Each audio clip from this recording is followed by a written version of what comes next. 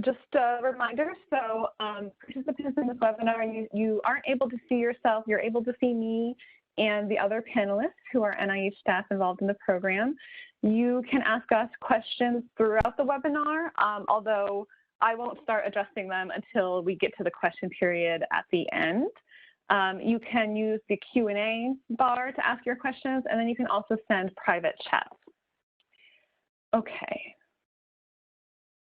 Let's get started. So welcome to the pre-application webinar for PAR-21-040. This is the Kids First Exo-1 sequencing opportunity, the discovery of the genetic basis of childhood cancers and structural birth defects. My name is Valerie Cotton. I am the program manager for Kids First, and I'm going to start by giving just a brief overview of the program before we dig into the FOA. So the vision of the program is to alleviate suffering from childhood cancer and structural birth defects by fostering collaborative research to uncover the etiology of these diseases and by supporting data sharing within the pediatric research community. Pending a yearly appropriation of $12.6 million per year for 10 years, we're currently implementing two initiatives: the sequencing of childhood cancer and structural birth defects cohorts at Kids First funded sequencing centers, which is what you're here to learn about, and establishing a data resource center charged with coordinating, harmonizing, and sharing genomic sequence data and associated clinical and phenotypic data to facilitate and empower analysis and discovery. To date, we've sequenced about 40 projects or cohorts, representing approximately 40,000 genomes and an estimate of 16,000 cases or patients with a variety of childhood cancers and or structural birth defects. And these are at a variety of stages in the pipeline, but 16 of the data sets are released, so they're available for other researchers to analyze already. In addition to functioning as a data coordinating center, the Kids First Data Resource Center, or DRC, led by the Children's Hospital of Philadelphia, has also built the Kids First Data Resource, which is a cloud-based platform made up of multiple components and tools to foster analyses of the data sets that will be generated through the Exo-1 opportunity. We have other webinars and recordings where you can learn more about the data resource. So now I'm going to transition into digging into the Exo-1 sequencing opportunity. So the overall purpose of this FOA is to identify samples for whole genome sequencing of cohort projects that seek to elucidate the genetic contribution to or etiology of childhood cancers and structural birth defects. In addition to whole genome sequencing of germline, also known as normal, also known as constitutional DNA, you can also propose whole genome, exome, and transcriptome sequencing of tumors or affected tissue with justification. And you can read the abstract of our past Exo-1 projects here. I want to explain a little bit about the Exo-1 mechanism because this is very likely a different process than what you're used to. The Exo-1 does not actually come with an award. Rather, recipients are selected for the opportunity to have their cohort sequenced and then to have their data staged and shared through the Kids First Data Resource to empower analyses. This means that selected recipients do not receive a notice of award. You would simply receive an email notification from me or someone else on the Kids First leadership. And if needed, we could write a letter acknowledging and explaining that your project was selected for this opportunity. Exo-1 abstracts are not listed in the NIH reporter, and that is why we post them on the Kids First Common Fund page. The Exo-1 opportunity does not come with funds, but you can apply for other grants like R01s and R03s for analysis support, and we'll go over a little bit of that later.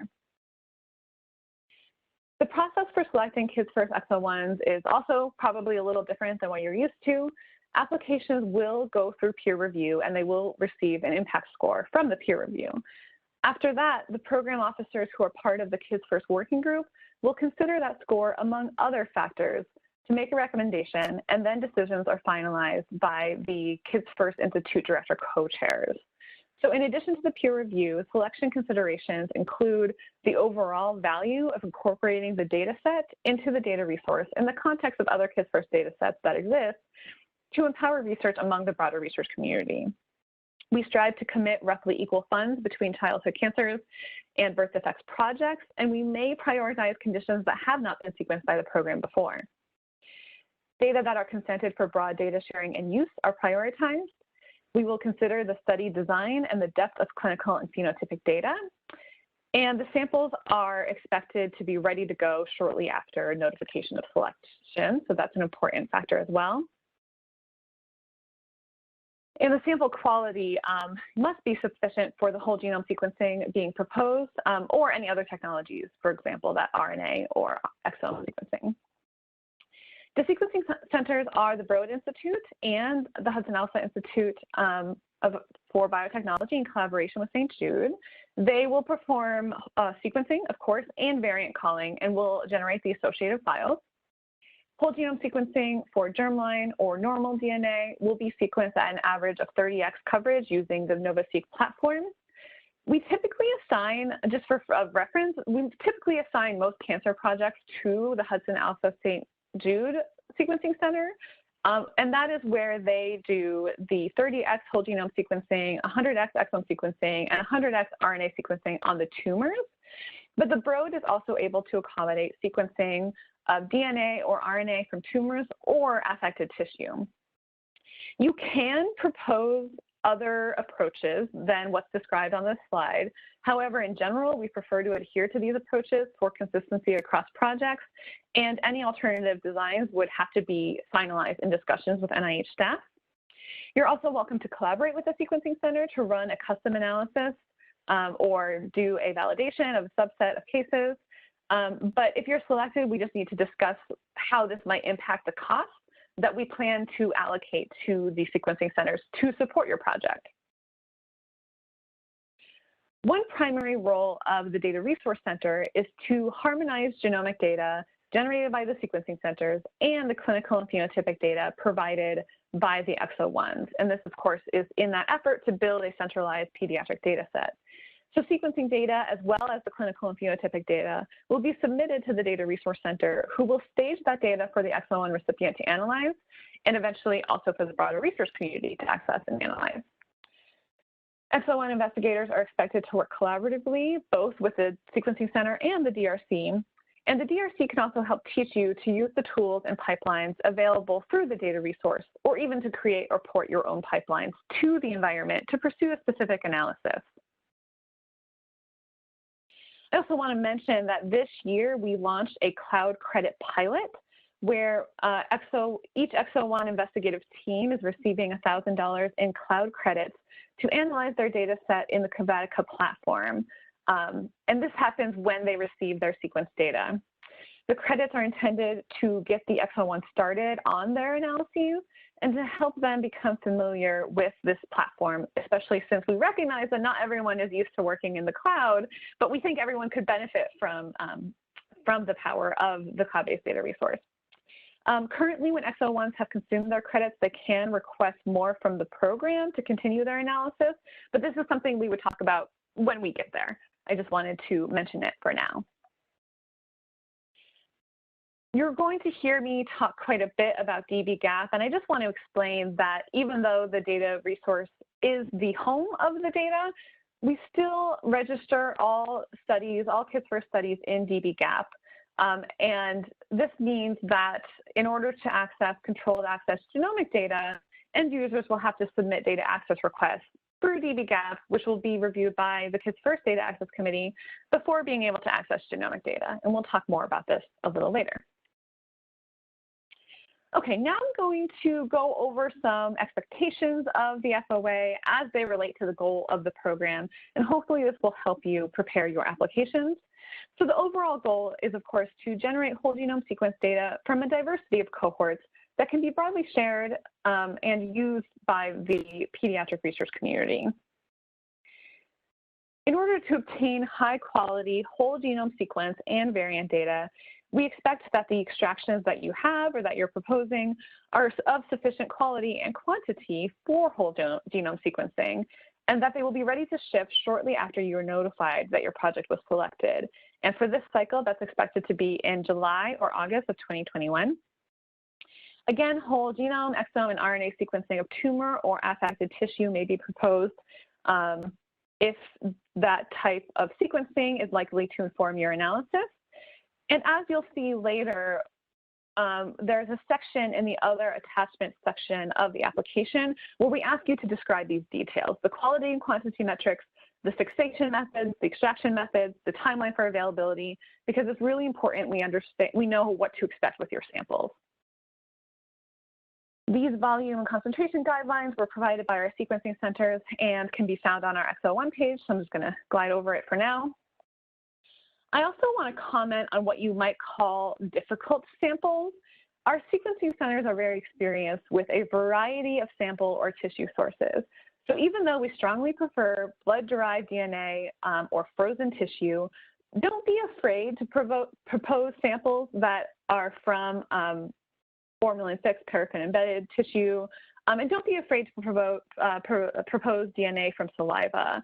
But if you do, it's really important you make this clear in your application because both of these types might come with additional costs. For example, for the FFPE, even though we typically expect the XO1 to perform DNA extractions, in the case of FFPE, you are welcome to request this service from the sequencing centers, especially since often you're looking to do a DNA and RNA dual extraction, and that can be a little challenging. And the sequencing centers can help with that. But again, you just have to make sure you make that clear that you're looking for that in your application. However, I do want to mention that DNA from cell lines or tissue that have undergone decalcification will not be accepted for kids first sequencing. But if you have questions about samples that might typically be difficult to sequence, or you're wondering whether they would be approved by us, please get in touch with me, and then if needed, I'll help you contact the Broad and Hudson Alpha to just clarify whether any given tissue or sample might be feasible. Okay, data sharing. So Kids First is congressionally mandated to provide data and resources that will drive discovery in pediatric research. I think I've said that about 12 times so far, but I think you're getting it. Therefore, the data and resources generated by the program must be made as broadly shareable and accessible and usable as possible. Broad data sharing also enables researchers to easily combine and compare data sets from multiple conditions or diseases, and that's a primary goal of the program. So the associated expectations are that individual level sequence data and the associated clinical and phenotypic data are approved for deposition in an NIH designated repository, such as dbGaP or the data resource, and that the samples are consented in a way that allows for broad access and broad use of the genomic data, including the ability to combine and cross-analyze those data sets. So broad data sharing is certainly prioritized. We'll talk about this a little bit more when we get into the institutional certification. In alignment with the NIH genomic data sharing policy, XO1 investigators have 6 months of proprietary access to the sequence data before it is made available to the broader research community. This 6-month period starts the date that the individual level sequence data, such as those BAMs or CRAMs and VCF files, are made available to the XO1 team. Okay, you'll notice that in the XO1 application, we ask for an analysis plan. The purpose of asking for an analysis plan, even though you will not be receiving direct funds through the XO1 opportunity to support your analysis, is really to demonstrate that the research design, including family structure and available clinical and phenotypic data, is adequate for making the genetic discoveries you're looking for, and that the XO1 applicants are in a position to do these analyses. We recognize that the power of these data sets will obviously increase when the data is combined or co-analyzed with data that already is available through the data resource. But it is important to demonstrate that the data set can be usable and meaningful on its own. We encourage you to partner with other research teams to develop an analysis plan. And you may also want to contact the DRC to learn about the resources and tools available through the data resource to get you to where you're going with your analysis. Again, just continuing this discussion about the importance of making sure the study design will lead to the genetic discovery you're looking for.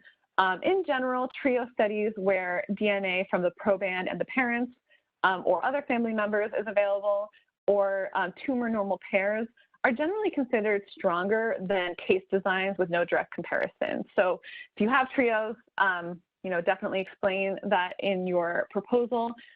You can talk about, what we call case onlys, case with no comparator as well, but, just keep in mind we're looking for that comparator. Large sample sizes are always preferred, but we recognize these conditions tend to be rare, so you may consider collaborating with other investigators to pool samples together for an XO1 proposal. No matter what the sample size is, you will have to justify how discoveries and associations can be made with your cohort. For investigators who are proposing non-trio designs, and in this case I mean also multiplex families, consanguineous families, things that are just a little bit more complicated, it's just really important you make it very clear, how many families there are, how many affected individuals you're planning to sequence, and how many unaffected, again, parents, siblings, relatives, that you're also proposing for sequencing. Again, I'll show you that we have some structured templates or a structured table that you can use to explain this in the other attachments section, but this really is going to also back up your analysis plans. Okay, clinical and phenotypic data are critical to empower genotype-phenotype analyses across diverse data sets. The DRC has compiled a list of data elements that are expected for all Kids First data sets. However, we always prefer deeper data than that. And of course, this gets back to, it depends on the scientific associations you're looking to make. And of course, the more phenotypic data you have, the easier it will be to do cross data set analyses across the variety of phenotypes and diagnoses represented in Kids First. So applicants must describe the clinical and phenotypic data available. And again, and that this data will be shared through the data resource. One program goal is to broaden the diversity of childhood cancer and structural birth defects data sets that are represented in Kids First. Therefore, we might give priority to conditions that have not been sequenced before. Okay, it's been a busy year. Another thing we did this year is we launched a long-read sequencing pilot. And this pilot will ultimately inform the value of PacBio and Oxford Nanopore Technologies in identifying structural variants in these types of projects, childhood cancers and structural birth defects cohorts. Long-read sequencing is, of course, much more expensive than standard Illumina short-read sequencing. However, you are welcome to propose long-read sequencing with strong evidence that this will further your discovery efforts. You might want to be selective in this. Maybe you have a short-read proposal, but you also have 12 cases that you want to try long-read sequencing on, or if it's really important that you've actually demonstrated that you've done some analysis on the associated short-read data in the past, and that those short-read data are available to the research community somewhere, because we know that we're still learning about these technologies and we need to be able to cross-analyze it with the short-read data. Note that the sample requirements for long-read sequencing are much stricter than short-read sequencing. You have to think about the quality, quantity, and the fragment length. This slide was compiled by our sequencing centers. I'll leave it to you to read, but it just gives you a sense of those stricter sample requirements if you are proposing long-read sequencing. Okay, now I'm going to go over the other attachment section of the FOA. Again, this information is not necessarily part of the scorable criteria, but it is important for program staff to understand the details of your cohort, which does play into the Kids First program's final decision. And it may help you support what you're saying in your analysis plan and the overall research strategy without really cutting into that 6-page limit of the research strategy too much. The first attachment we'll talk about is the institutional certification. Okay. Sorry, one second.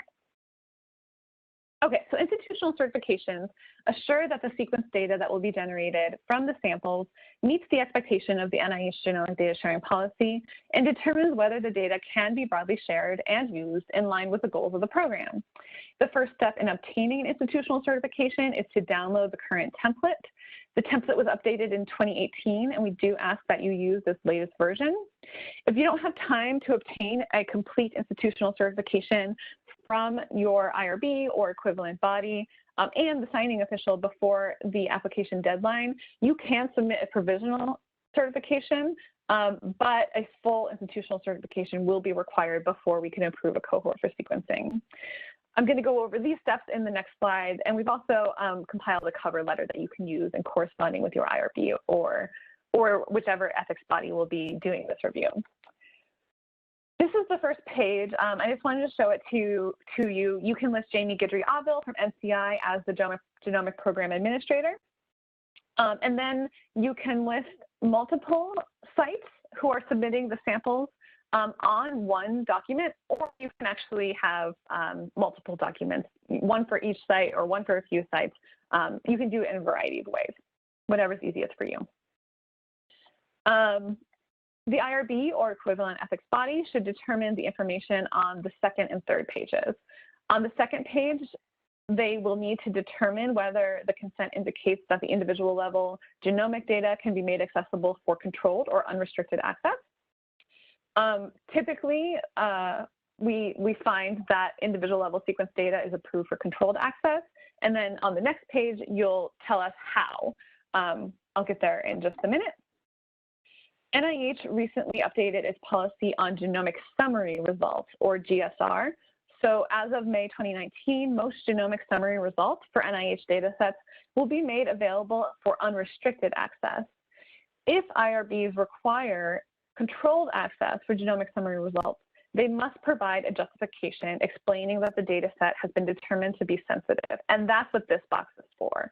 So these boxes only get touched if the IRB is saying the data is sensitive and that genomic summary results cannot be open access. This is a relatively new policy, so please don't hesitate to reach out with questions. On the third page, this gets filled out by the IRB if they selected that option that says the individual level genomic data must be made available for controlled access on that second page, and here they say what that means. So they would pick the consent group, also known as the data use limitation or data use limitation modifiers. In general, it's expected that general research use and then none of these boxes will be selected unless the consent specifically indicates that certain things are prohibited or certain things are required to access the data set. Throughout the program, we've identified data use limitations that we find slow or prohibit access to Kids First data sets and therefore interfere with goals of the program. So these data use limitations and the modifiers that you see on that third page were identified as problematic, and therefore data sets with such restrictions will not be prioritized for Kids First sequencing. If you have any questions about the definitions of the data use limitations or the general genomic data sharing process, you can contact myself and Jamie Guidry-Aville or Vivian Otto-Wong, who is our DAC chair. Okay, now I'm going to talk about the rest of that other attachments section. One thing we've done in the FAQ page of our website is we've provided some fillable tables that might help you with these three sections. Again, I already mentioned that if you're not able to fill out that complete institutional certification and determine those data use limitations, you can give us a provisional certification in the meantime. But we'd like you to at least tell us what you think the data use limitations would be based on the consent, just so we have a sense of what to expect, and then we'll follow up with you to get that full institutional certification. I talked a lot about how important it is for us to understand the details of the samples you're actually proposing. And again, without cutting into your research strategy, you can describe this in the other attachment section. You can use this table. We've provided a Word document, but you can also modify this table, change it up, do whatever you need to do to just clearly communicate the information about the number of samples you're proposing, the DNA and RNA source, the timeline for availability of the samples, and some of the other details like the extraction method, concentration, quality, quality that you've assessed so far, method of quantification, things like that. Okay. So I talked a bit about how depth of clinical and phenotypic data is really important for us to understand. You know, this is also going to be part of your analysis plan, but you can really just find a way to lay out which clinical and phenotypic data are available, which are you going to use in your analysis, and provide to the data resource. So you can use this if it's the best structure you think to communicate this information, but you can also provide a data dictionary for your study, or again, provide this in whatever way makes sense, as long as it's clear what clinical and phenotypic data will be coming. You also might want to look at the template that the Kids First DRC compiled, which lists some guidelines for the clinical and phenotypic data that we really do expect. But again, this is really a minimal expectation, and we often expect that there will be, you know, data that's deeper than this. So you just have to find a way to describe it all. This table is also available on our FAQ page. Okay, I talked a bit about how, you know, it's sometimes if you're proposing an XO1 application where you have all trios, you know, every proband has the condition you're studying and the parents don't, then that's really clear. That's really easy for me to understand and for me to calculate how many genomes, you know, you're proposing for something like that. But if your families are a little bit more complicated, sometimes we just need a little bit more information to understand exactly how many samples you're proposing and where those samples fit in terms of the family structures that you have. So you can attach pedigree information if that's the best way to do this. You know, again, we kind of just made this table to present one way to organize this information, you know, breaking down how many of the family members are affected and unaffected, but you still want to sequence the unaffected because it's a comparator. Just find a way to make this really clear for us. Okay, the overall timeline for this year's XO1 opportunity. So this FOA was published in October. Today is the webinar. Congratulations, you made it here. Letters of intent are due on January 19th. Letters of intent are not required, but they are strongly encouraged. And you're definitely welcome to send these before January 19th if you would like. And the application due date is February 19th. The peer review is scheduled or tentatively scheduled for May. And the Kids First Working Group will review the summary statements and details of the proposals over the summer with the goal of finalizing our decisions by August, notifying XO1s. We try to notify XO1s in August so that you can get shipping in August or September. This is a list of, you know, again, I said the XO1 itself does not come with a notice of award. It does not come with funds itself. We did talk a bit about how we've launched this cloud credit pilot to get you started on analyzing your data in the cloud. But I did just want to share this list of FOAs that could be used to support the analysis of the data set you're proposing to sequence. Take a look. We have a specific R03 that multiple NIH institutes have come together to compile. So this actually doesn't use Kids First appropriated funds. It uses each institute's funds, but it is designed to support the analyses of Kids First projects. You can also always use the parent R03, the parent R01. There's also a common fund R03 that's about using multiple common fund data sets and some opportunities for NCI and NDCR. This is a little bit downstream, but often a part of your overall analysis plan and validation plan might involve functional validation. Again, it happens a little bit downstream, but I did want to make you aware that after you've done your analyses or first pass of analyses, often the next step is to validate in a model organism or a model system. And there are a series of FOAs available for that type of work We also have a collaboration with the Comp2 program where we've done this for some specific XO1s, and you can contact this email address if you're interested in something like that. Okay, I see we already got some Q&As, so let me open that. And let me make sure I didn't miss anything in the chat.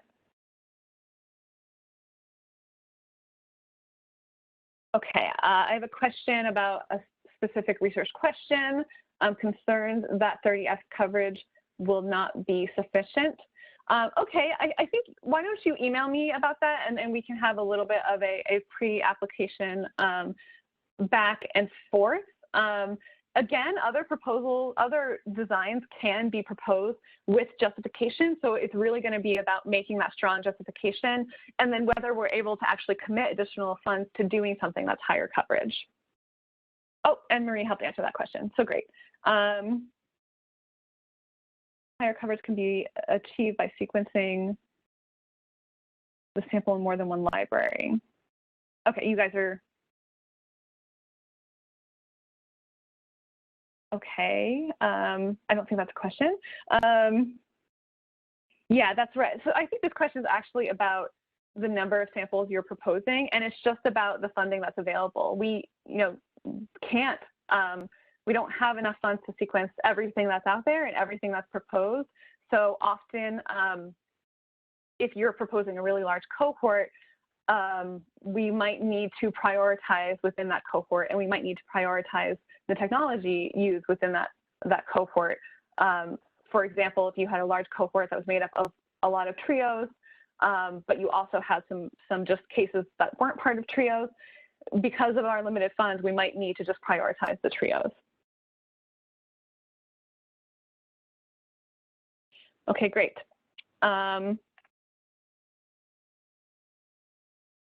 Yes, and just remember that in addition to the programmatic level review that we'll consider on those scientific considerations, these do go through peer review first. So we do look to that peer review process for their input.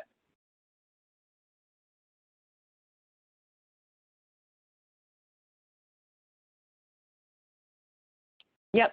So in terms of consent for data sharing, we need that consent to be documented on institutional certification. Again, this can be done in different ways.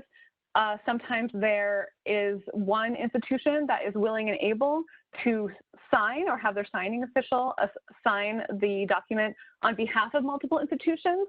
And sometimes there are just multiple institutional certifications, one per site.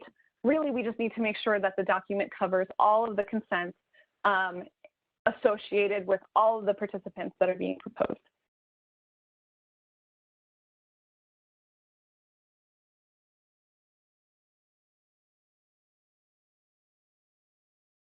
Okay, any other questions?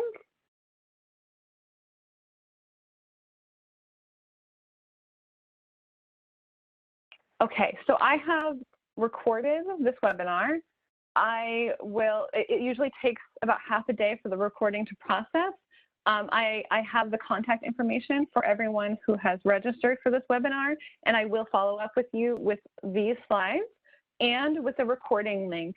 And please do not hesitate to reach out if you have additional questions.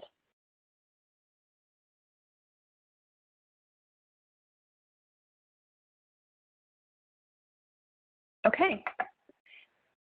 Thank you so much, everyone.